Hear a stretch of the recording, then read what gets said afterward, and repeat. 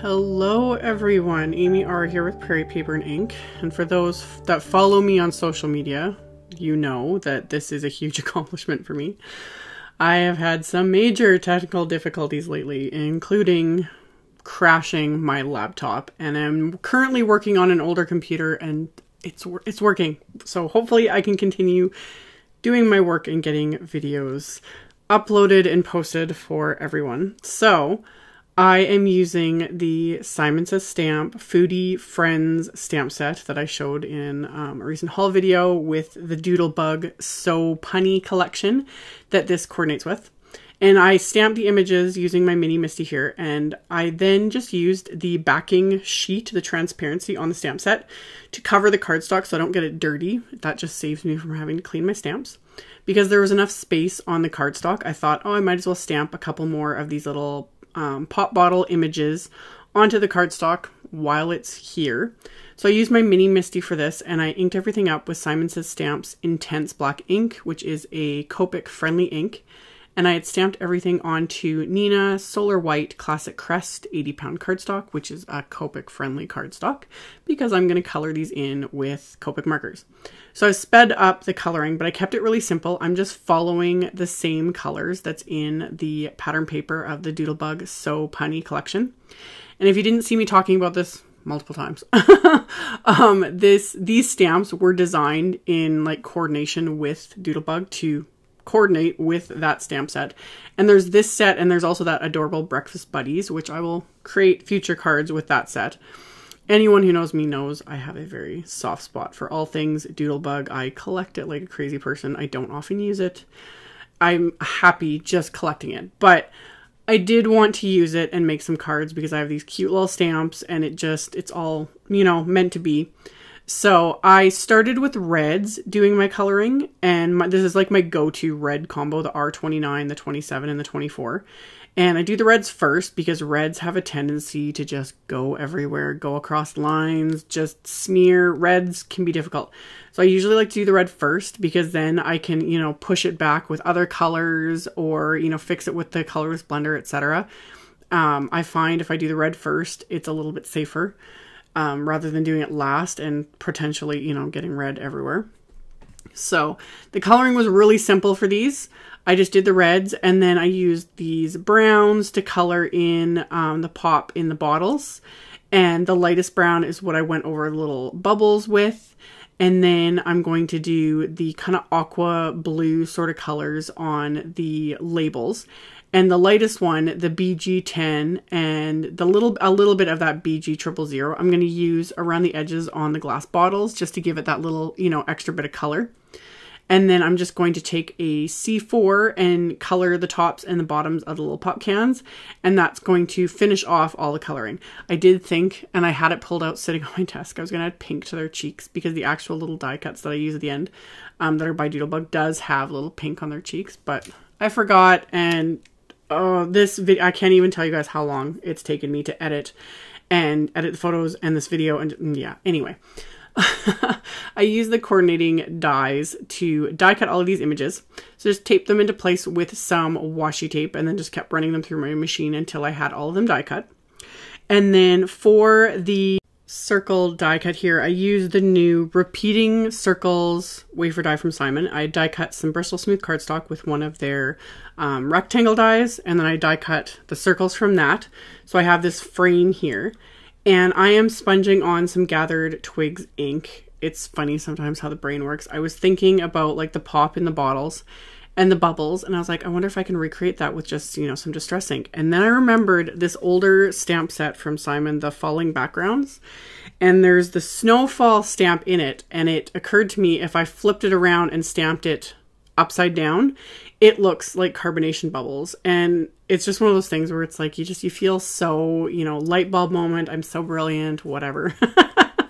I love when things like this turn out because I was so happy with how this looked. It's exactly what I was picturing in my head. So I just inked them up with the same gathered TWIGS distress ink, stamped that onto the background. So I've got my fun little like carbonation bubbles floating up. And then for the sentiment, I have some Schoolhouse red cardstock and then just a sentiment from the Foodie Friends stamp set. So I used my anti-static powder tool on the cardstock here, and then I'm going to stamp the sentiment with Simon's clear embossing ink. And then I'm going to coat this with some white embossing powder and then melt that with my heat tool. So once I have that heat embossed and melted, I let it cool off for a whopping, not even 30, like it cools off really, really quickly. But I always want to make sure it's cool. If you do move too quickly, when embossing powder is still melted, you can burn yourself. So I let it cool off for a few seconds, and during that time, that's when I just funnel the embossing powder back into the container. And I'm taking a Swiffer cloth and I just rub that against the cardstock, and that completely removes any of that anti-static powder, so you don't have that white residue all over the cardstock. So I'm going to trim this down with my little guillotine paper trimmer here. So I'm going to trim that down into a strip and then trim down the other end there. So I've got a nice little like even rectangle for my sentiment.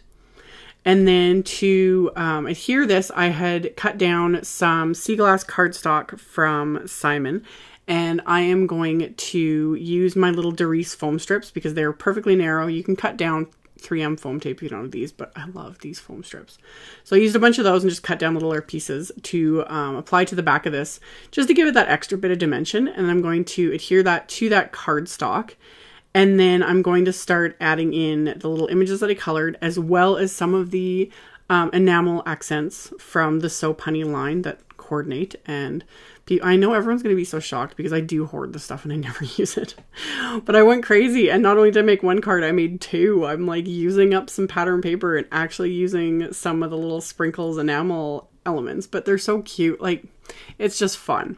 It's fun to collect and it's fun to use. So whatever floats your boat. So I adhered everything, and then I popped up the sentiment with some more foam tape here. And then I pulled out these little mini hearts enamel accents as well, because I felt like it was missing something. So I'm going to add those to those little circle elements after I adhere this to the pattern paper, which is from the So Punny pack, of course. So it was kind of what inspired the entire card, was just this fun pattern paper. So I'm going to adhere that to the paper, and then I'm going to adhere a couple of the little mini hearts from the pack here that it technically coordinates with this line, but really they go with like anything Doodlebug because, you know, they have their own colors and stuff. So I just added a couple of those to kind of fill in those little areas. And then my card base is some heavy duty white cardstock that I'd cut to 4 1/4 by 11. And then I scored it at 5 1/2. So it's an A2 size card. And I'm going to stamp that snow, aka carbonation bubbles image again with that gathered twigs ink. And normally distress inks, I've said this before, they're not really meant for stamping. They don't give a really solid image.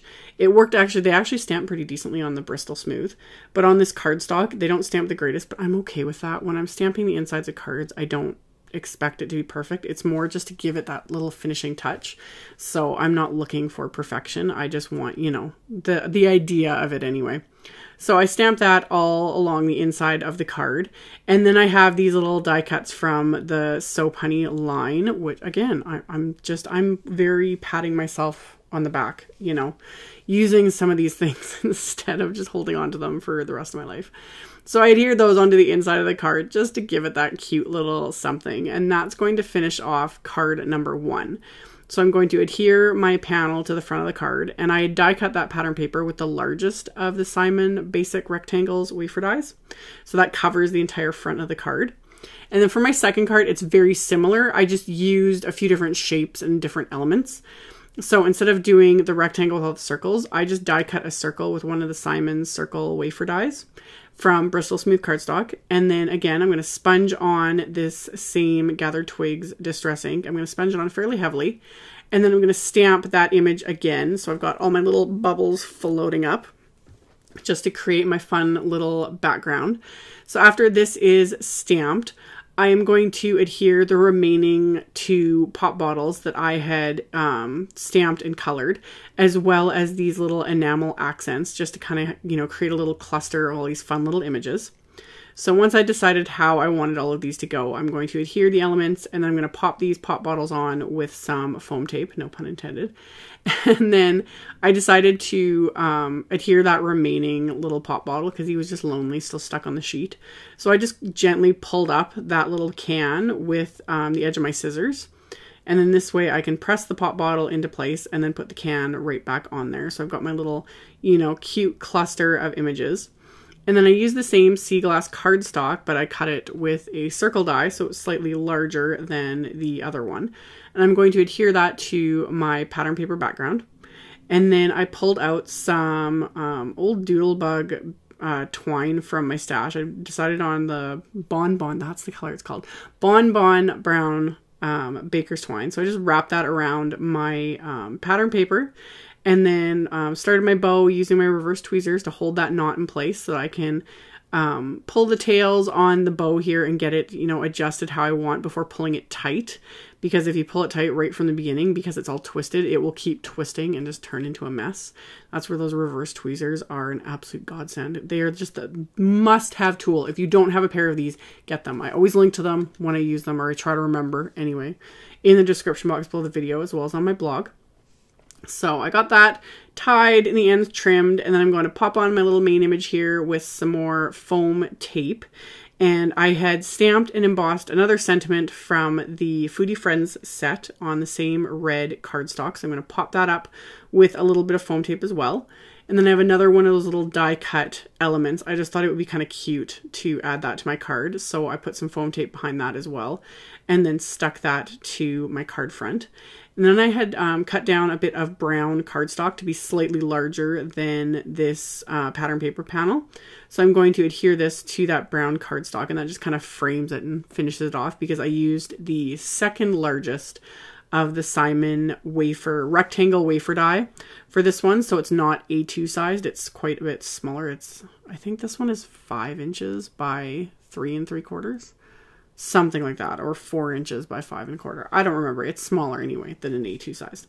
So I backed that with some brown cardstock, and then I'm doing the exact same thing on the inside of the card. I'm going to stamp these bubbles with the Gathered Twigs Distress ink. I'm going to adhere a couple more of the little So Punny soda die cuts to the inside of my card, and then I'm going to adhere my card front to my card base, and that's going to finish off my card. So as always, I will have a link below the video to my blog post. I will have a link to all of the supplies used. They'll all be listed in the description box below, as well as on my blog, so you can check that out below if you are interested. Thank you all so much for watching and subscribing and thumbs upping and commenting on my videos. I appreciate the support more than I can ever say. And I will hopefully see you guys very soon in another video. Bye.